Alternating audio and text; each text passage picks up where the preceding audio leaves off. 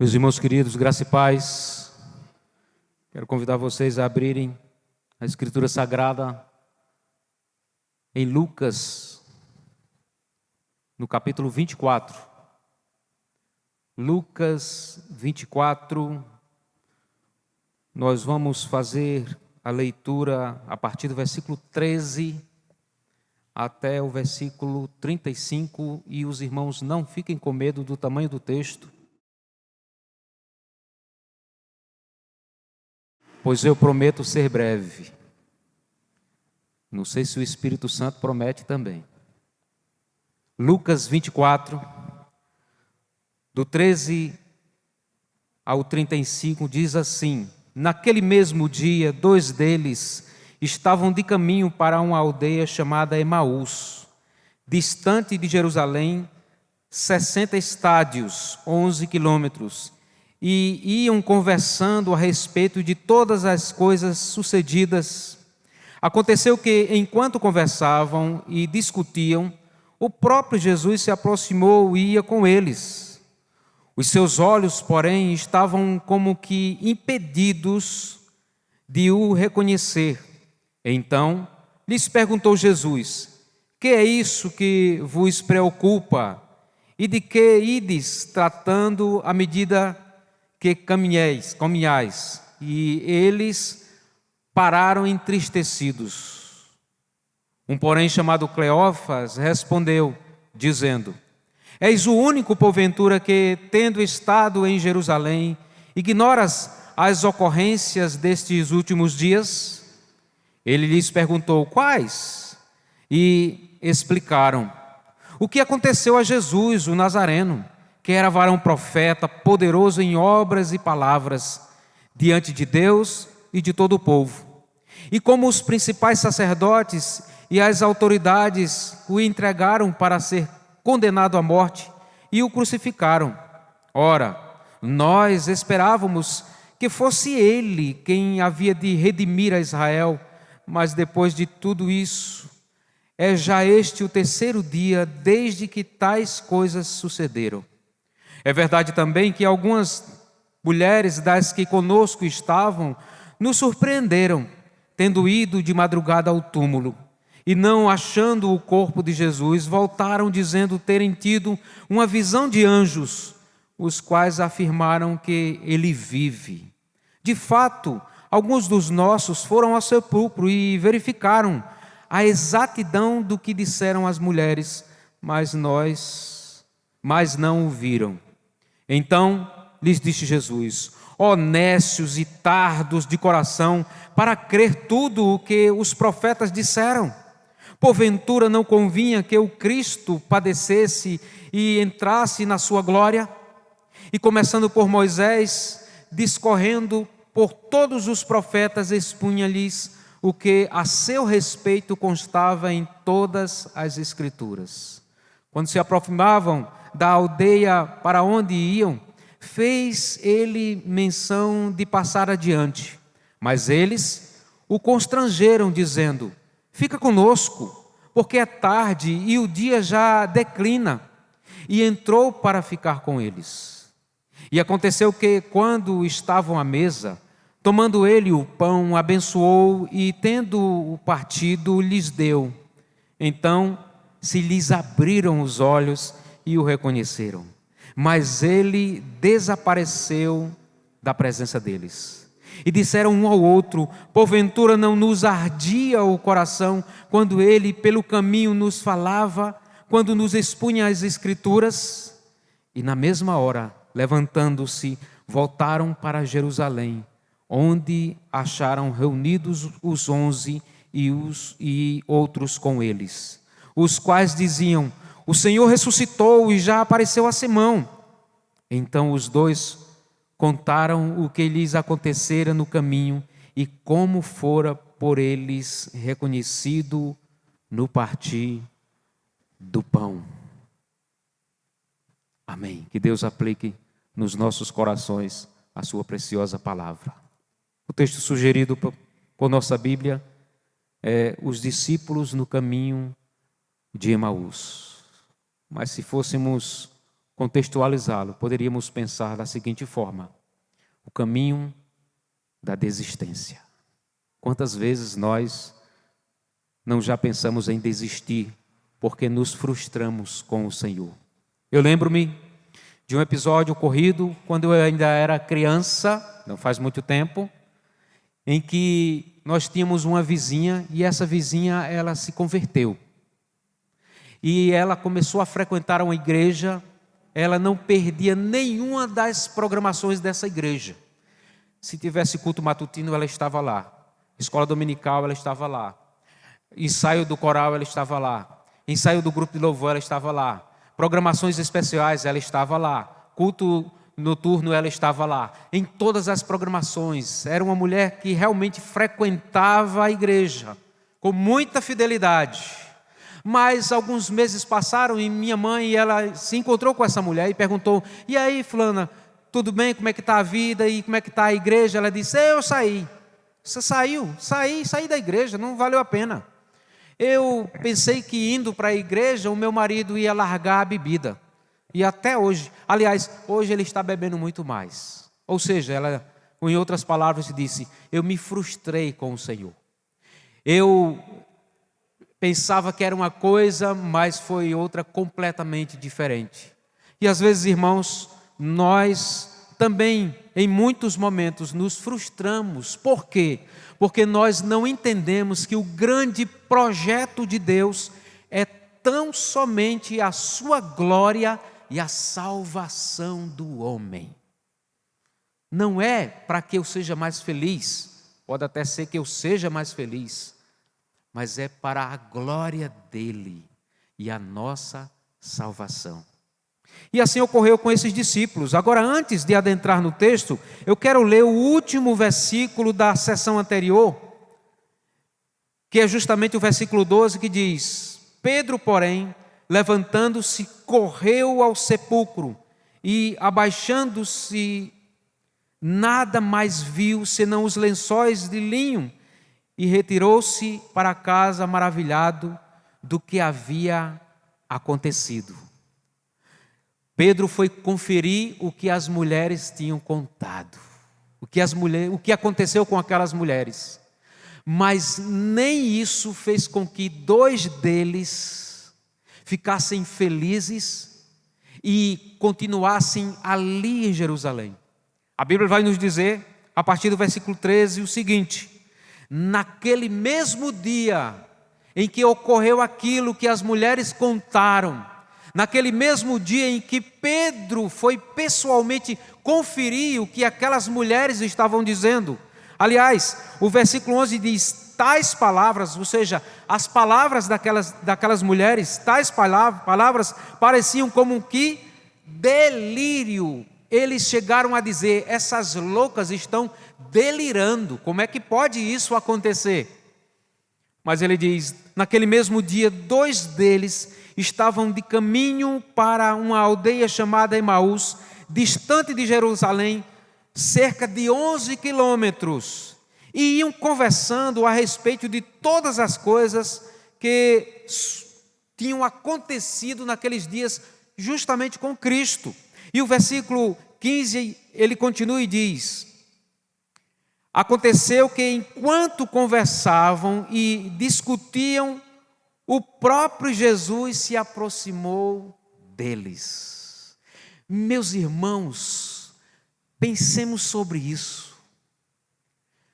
Talvez, muitas vezes, nós estejamos exatamente vivendo um momento como esse, e Jesus se aproxima de nós. Mas olha o que aconteceu com eles. Versículo 16.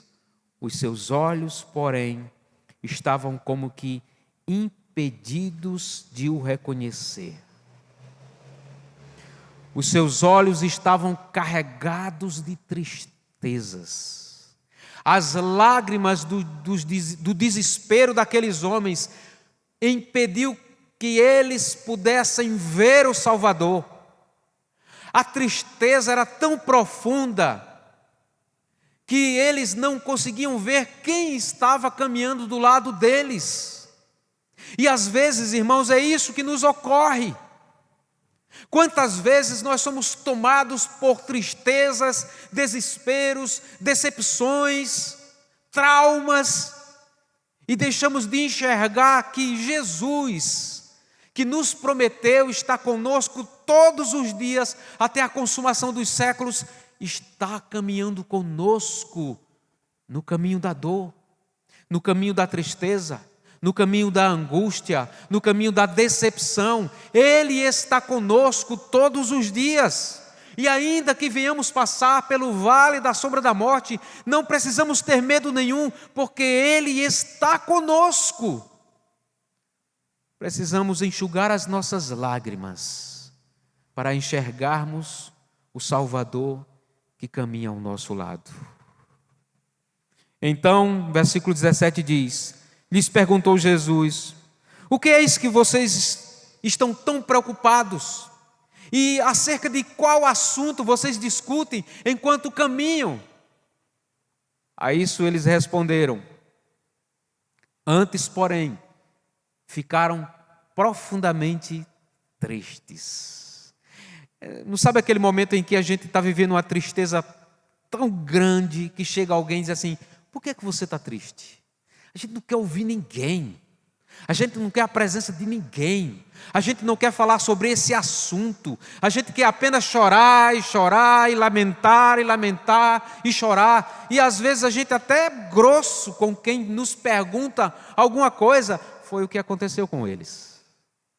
Olha só o que aqui o texto nos diz. Versículo 18: um, porém, chamado Cleófas, respondeu dizendo: és o único, porventura, que tendo estado em Jerusalém, ignoras as ocorrências destes últimos dias? Você estava onde nesses últimos dias?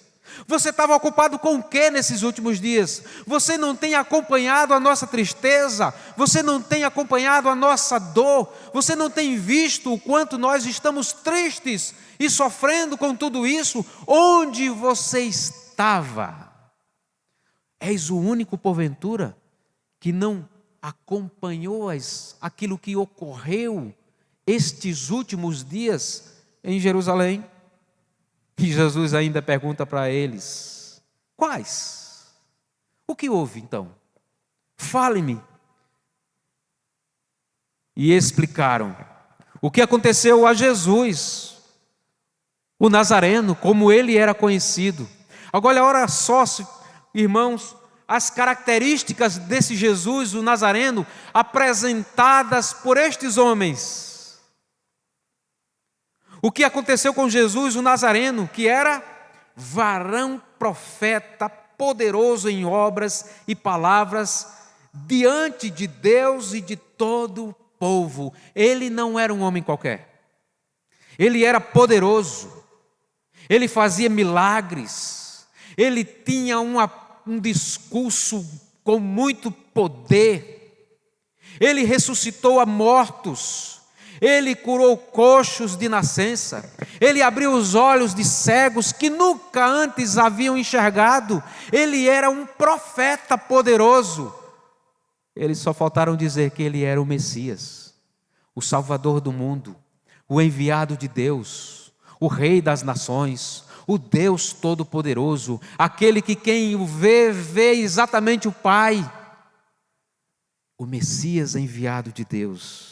Mas o texto continua, e no versículo 20 ele diz: e como os principais sacerdotes e as nossas autoridades o entregaram para ser condenado à morte e o crucificaram, tais coisas foram ditas por Cristo várias vezes.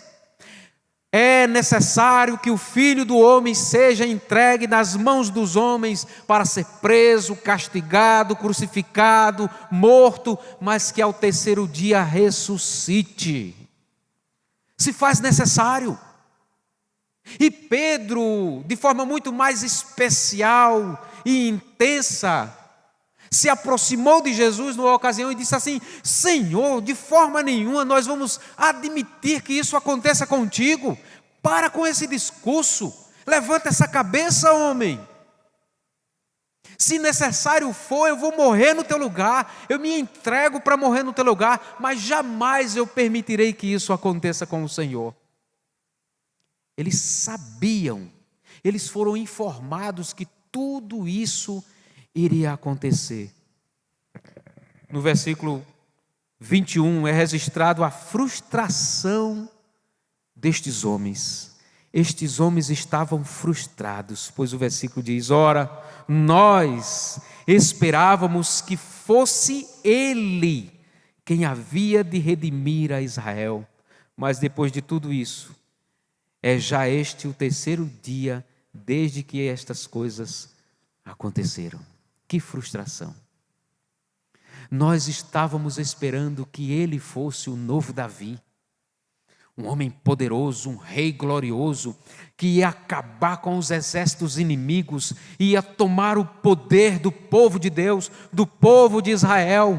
Nós olhávamos para aquele homem que ressuscitou Lázaro, e que poderia muito bem, no comando das suas tropas, ressuscitar os soldados que iam sendo abatidos. Ele tinha poder para isso.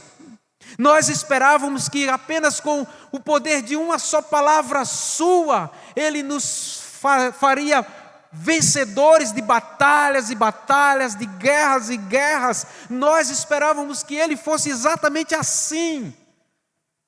Mas esse já é o terceiro dia. E nada aconteceu. Terceiro dia. Por várias vezes Jesus disse: no terceiro dia eu hei de ressuscitar. No versículo 22 ele continua e diz: é verdade também que algumas mulheres das que conosco estavam nos surpreenderam tendo ido de madrugada ao túmulo. Aquelas mulheres surpreenderam aqueles homens, mas não suscitaram neles esperança, fé e alegria. Eles, na verdade, chamaram elas de lunáticas, loucas. Em algumas versões, talvez, no original, na verdade, uma palavra muito parecida com fofoqueiras. Mulheres que não tinham o que fazer e inventaram uma conversa como essa. É bem verdade, dizem ele, também que algumas mulheres das que conosco estavam, ou seja, discípulas dele, nos surpreenderam tendo ido de madrugada ao túmulo. E não achando o corpo de Jesus, voltaram dizendo terem tido uma visão de anjos, os quais afirmaram que ele vive. Meus irmãos, nessa ocasião não, mas depois disso, esse foi o tema principal dos apóstolos. Ele vive. Esse é o tema principal da igreja do Senhor. Ele vive, Ele está vivo e governa soberanamente sobre todas as coisas. Louvado seja o seu nome. O versículo 24 diz: de fato, alguns dos nossos foram ao sepulcro, como Pedro, e isso está registrado no versículo 12, e verificaram a exatidão das informações daquelas mulheres. Verificaram a exatidão do que disseram as mulheres, mas o principal, não o viram. E a gente só acredita naquilo que vê. Em outras palavras, aqueles homens disseram exatamente isso. Não. A gente só acredita naquilo que vê. A gente precisa de prova concreta. E é bem verdade que isso aconteceu logo mais no encontro deles com Jesus, e Tomé disse assim: não, Senhor, mostra-nos aí alguma coisa em que a gente possa de fato acreditar nas tuas palavras. E Jesus mostra os furos nas mãos e ao lado, e aí sim ele vai dizer assim: realmente tu és o Salvador. Meus irmãos, nós precisamos ver para crer. A Bíblia diz: bem-aventurado aqueles que não verão e crerão. Nós não precisamos enxergar coisas extraordinárias acontecerem para crermos que Ele é o Deus Todo-Poderoso. Pois Ele é poderoso para fazer infinitamente mais do que tudo que pensamos, do que tudo que pedimos.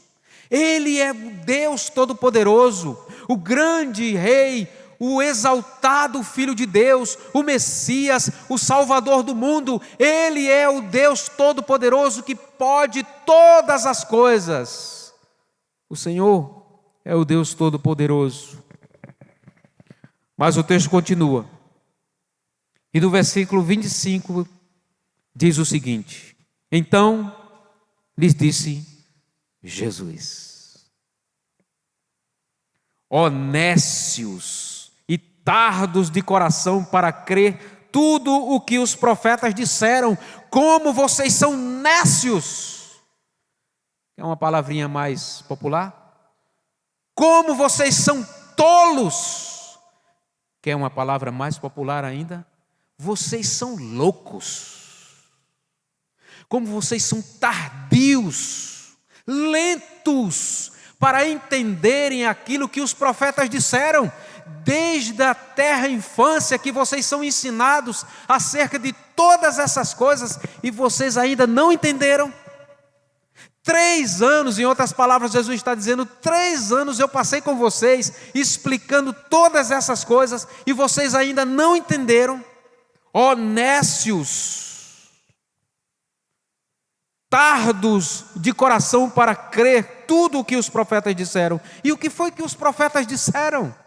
Ele vai explicar, ou seja, ele vai fazer aquilo que nós chamamos hoje de uma exposição bíblica. Não existe outro tipo de mensagem, irmãos. Não existe outro tipo de pregação. Se a pregação não for a exposição das Escrituras, talvez ela não fará o efeito que deveria fazer. Olha o que é que Jesus faz. Porventura não convinha que o Cristo padecesse e entrasse na sua glória? Vocês nunca leram o profeta Isaías? Nunca leram o que ele escreveu? E começando por Moisés, discorrendo por todos os profetas falaram acerca de todas essas coisas que iriam acontecer com o Messias. Expunha-lhes o que a seu respeito constava em todas as Escrituras, ou seja, toda a Bíblia de Gênesis a Apocalipse fala tão somente de Cristo Jesus, o nosso Salvador. A Escritura não está aqui para a realização dos nossos sonhos, dos nossos projetos, para nos levantar a cabeça, para nos trazer esperança de que teremos uma carreira brilhante. Não, absolutamente não. A Escritura está nas nossas mãos para compreendermos o que Deus fez por nós através do seu Filho Jesus Cristo, o nosso Senhor e Salvador. O versículo 28 ele diz: quando se aproximavam da aldeia para onde ia, fez ele menção de passar adiante. Mas olha só que coisa interessante, irmãos. Mas eles o constrangeram dizendo: fica conosco, porque é tarde e o dia já declina. E entrou para ficar com eles. Que coisa impressionante. Você já pensou num momento como esse, em que você constrange o Salvador para entrar na sua casa, para ficar com você? Não precisa. Ele já está na sua casa. Ele já está na sua vida. Ele já está à sua disposição. Mas sabe o que é que ocorre aqui, irmãos? Aqueles homens ficaram tão impressionados com a pregação expositiva, que disseram assim: ah não, vamos convidar esse homem para entrar, ele precisa entrar, nós precisamos ouvir mais, ouvir mais, ouvir mais, nós queremos ter o mesmo prazer que teve Maria quando se lançou aos seus pés, abandonando os afazeres domésticos e passou a escutá-lo. Estar aos pés do Salvador é muito melhor do que muitas outras coisas, muitos outros prazeres. Fica conosco, já é tarde, A estrada é perigosa. Amanhã logo cedo o senhor vai, segue a sua viagem, mas hoje fica conosco. Aí Jesus disse assim: tá bom, eu vou ficar com vocês. Eu fico. O versículo 28 diz, 29 diz assim, aliás, 30. E aconteceu que, quando estavam à mesa, esse é o ponto. Quando estavam à mesa, tomou Jesus o pão e o abençoou e, tendo partido, lhes deu. Isso nos faz lembrar, sabe o quê? A ocasião da ceia, quando Jesus disse assim: todas as vezes que vocês partirem o pão, lembrem-se de mim. E olha o efeito que isso causou neles. O versículo 31 diz: então se lhes abriram os olhos e o reconheceram, mas ele desapareceu da presença deles. O momento do partir do pão abriu os olhos daqueles homens. A gente precisa pensar muito melhor acerca da mesa do Senhor. O quanto essa mesa é poderosa. O quanto Deus age espiritualmente falando através dessa mesa, através desse momento. E como nós precisamos pensar seriamente quando muitas vezes nós desprezamos esta mesa.